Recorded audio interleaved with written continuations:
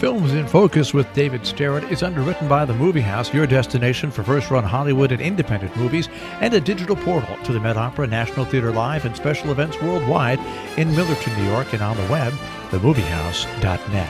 David Sterritt is the editor-in-chief of the Quarterly Review of Film and Video, contributing writer at Cineast, film professor at the Maryland Institute College of Art, Robin Hood Radio's very own critic. He joins us weekly.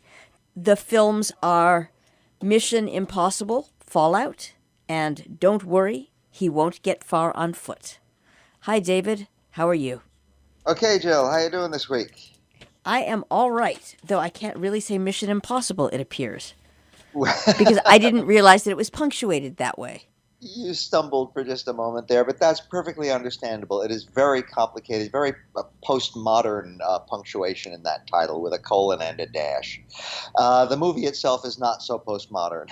It is a very straight-ahead, I would say old-fashioned action thriller, except that it's done very much in the modern style with all of the insanely fast cutting, the over-the-top stunts, and all of that sort of thing. That said, it's pretty entertaining. It goes on for almost 2.5 hours. It's really just sort of a squeak under 2.5 hours, except really the whole last part is credits. But aside from going on a bit too long, it's a pretty entertaining movie of this type of thing. So this is, of course, part of the Mission Impossible franchise.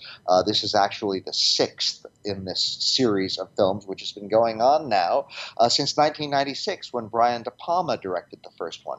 And there have been some pretty considerable filmmakers who have helmed these various movies: John Woo, J.J. Abrams, Brad Bird, and now the previous one and this one done by Christopher McQuarrie. And the cast is certainly very, very good. We have inevitably Tom Cruise as our hero, who is a guy named Ethan Hunt. And of course, he at the very beginning gets the traditional message which gives him his mission if he chooses to accept it, and then it self-destructs. And we have Henry Cavill as another extremely important character. I won't give away much about him. Ving Rhames is in as, and I have to say, there does seem to be a certain amount of sort of tokenism in this movie. Ving Rhames is wonderful. He's always been a very fine actor. He's good, but he plays a distinctly sort of third-rank role as the sort of token African-American male, and Angela Bassett plays a very small role as the token African-American woman. Still, it's good to see both of those very, very fine actors in the film. Simon Pegg returns as the character Benji Dunn. He's been around before. Ving Rhames has also been around before as Luther Stickle in this franchise. And we have Vanessa Kirby, who plays a character known as the White Widow, and Michelle Monaghan. A whole lot of people who are fun and engaging to watch. So, of course, Ethan Hunt, the Tom Cruise character, is a very important member of the Impossible Missions Force, which is very often referred to in the film as the IMF. And this is not to be confused with the International Monetary Fund. He is not dangling off cliff tops and leaping off of helicopters and stuff in the cause of the International Monetary Fund. It's all about the other IMF, the Impossible Missions Force. And in this case, they are battling various people, including Sean Lane, who plays an anarchist named Solomon Lane, who is extremely evil. There's a lot of paranoia expressed about anarchists in this movie. And the basic setup is that a whole anarchist gang called the Apostles have gotten a hold of 3 lumps of plutonium.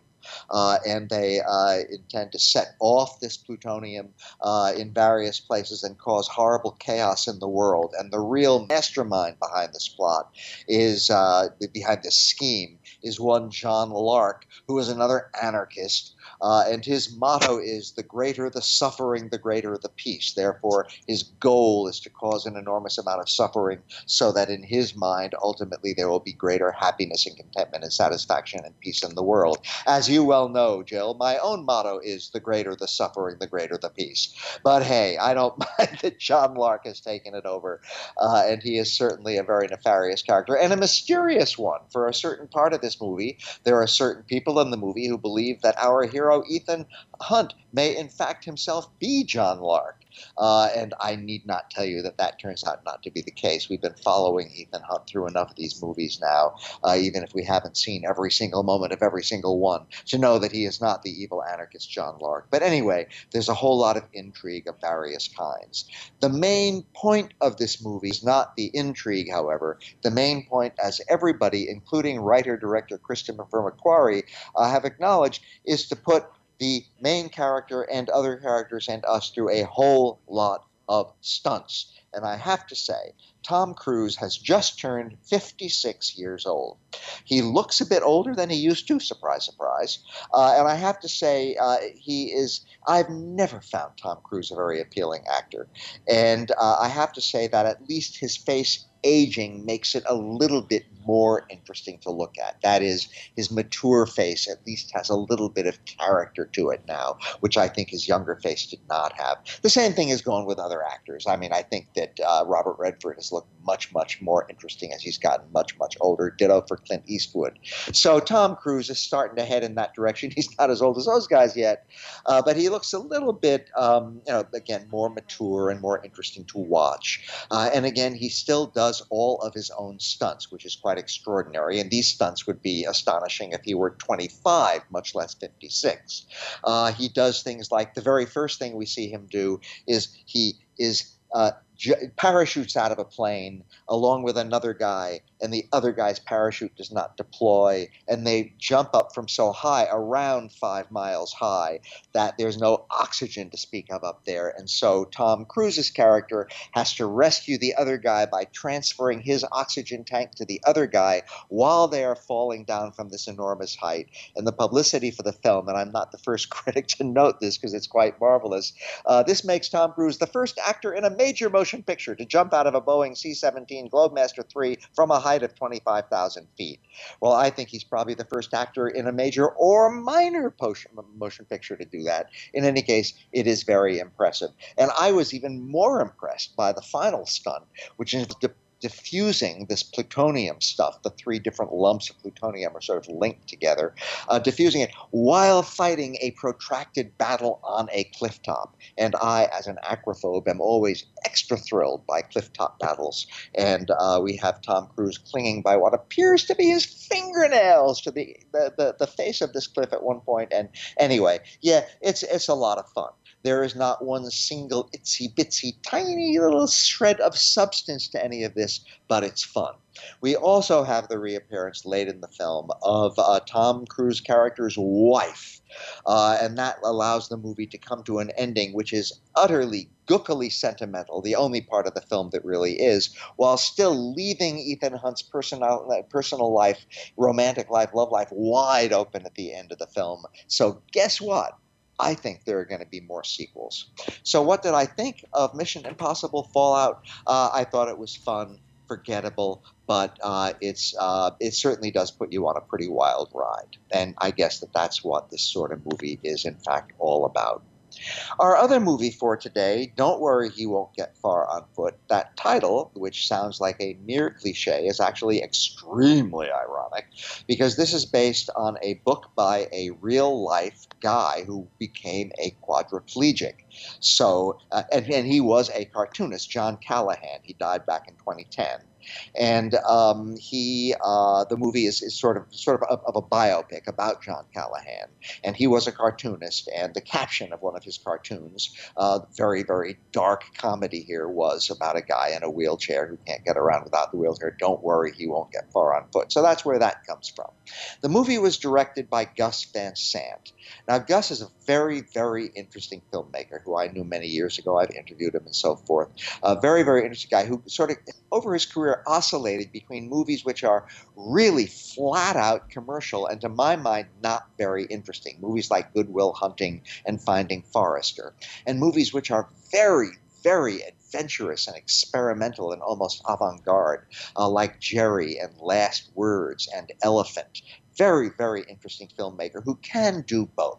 He can do the straight out commercial product, and he can do very, very bold and interesting experiments with cinematic form and so forth. And I respect him enormously for that. I certainly don't like all of his movies very much, but when he hits, he can score quite marvelously. Now, this movie, in a way, is a sort of a combination. It's a commercial movie, and it's meant for, big screens and all of that.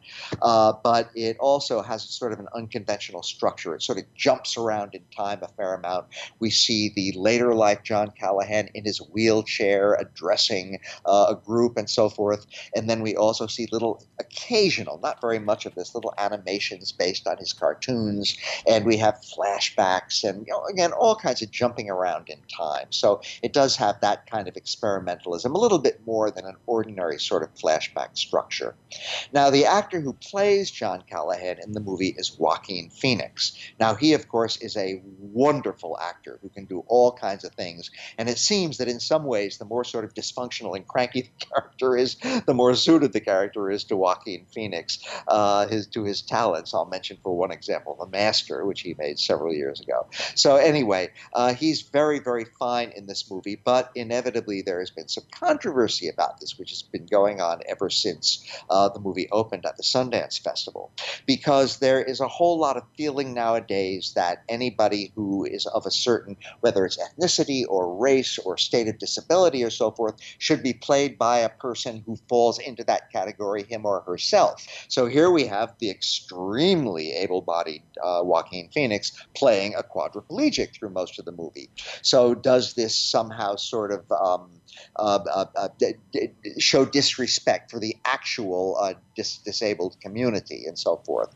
I will only say, and again, I'm not the first critic to say this, John Callahan developed this project for quite a few years with Gus Van Sant. And the original idea, which John Callahan was fully behind, was to have Robin Williams star in the movie. So whatever, one may feel about the disability, having an able-bodied actor play this part, which, by the way, is okay with me. I mean, that's part of the point of Joaquin Phoenix, is that he can do all of these different things.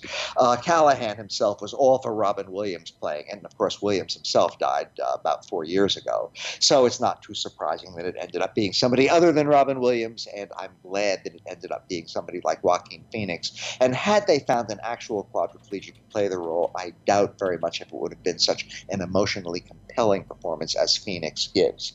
In any case, Phoenix is not alone in this movie. We have Jonah Hill as the kind of guru who runs an Alcoholics Anonymous group and becomes the main character, John Callahan's therapist, psychotherapist. And I have to say that a whole lot of this movie is about Alcoholics Anonymous, because what caused John Callahan to become a quadriplegic as a young man was drinking. He got into a car being driven by a character played by Jack Black. They are both totally plastered, and a terrible accident ensues. The Jack Black character walks away with mere scratches. John Callahan becomes a quadriplegic and remains that way until the end of his days, and he died at a not very old age, as I mentioned back in 2010. So Jonah Hill is marvelous as the gay man who runs this AA group and also becomes John Callahan's kind of psychotherapist. We have Rooney Mara in a small role, but an important one, as a physical therapist who works with him. Carrie Brownstein is wonderful as a grumpy caseworker who won't put up with all of John Callahan's misbehavior. And other people, including some marvelous actors like Udo Kier, and I always find the rather dull actress Mireille Enos sort of in very small roles here and there within the film. So again, the movie does a lot of jumping around in flashbacks. We do see a good deal of the older John Callahan talking to a sort of an AA convention and inspiring people with his story. And we have a whole lot of his backstory, mostly in flashbacks, when he is younger and when he is a drinker and a very hard drinker, and when he gets into the horrible accident. And then we have him in later years, sort of in between years, I should say, when he's kind of beginning to regain his psychological equilibrium and learning how to function as a quadriplegic. And there is very little sentimentality in all of this. As I mentioned, he is a misbehaving character. He does things like race his wheelchair down the street at enormous speeds that are unsafe for anybody. And he complains a lot, and he gets in a whole lot of trouble of various kinds. And so it's a slightly unconventional and I think much more realistic than in the old-fashioned movies about disability portrait of a person who is terribly disabled, who comes to grips with it, but it is not an easy process. I have already mentioned how wonderful Joaquin Phoenix's performance is, also Jonah Hill. I want to pay special tribute to Jack Black. Sometimes he can be sort of annoying to me.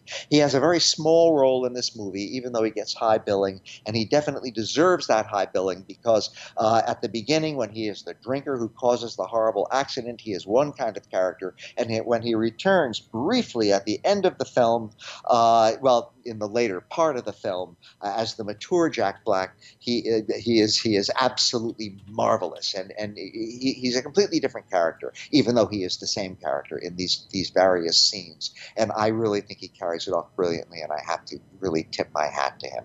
He's really growing as an actor all the time. So I found this a very, very entertaining movie.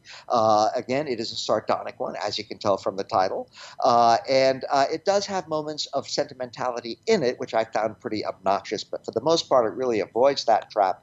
And if I had to choose right now between seeing Don't Worry, He Won't Get Far on Foot or Mission Impossible Fallout Again, I would choose Don't Worry, He Won't Get Far on Foot, because it's a really engaging human drama, and we don't get as many of those as we really should at the movies. And so that is my somewhat trying to get somewhere on foot story this week, Jill. Thank you for your someone trying to get somewhere on foot. So Sterritt Films in Focus. The films Mission Impossible Fallout and Don't Worry, He Won't Get Far on Foot.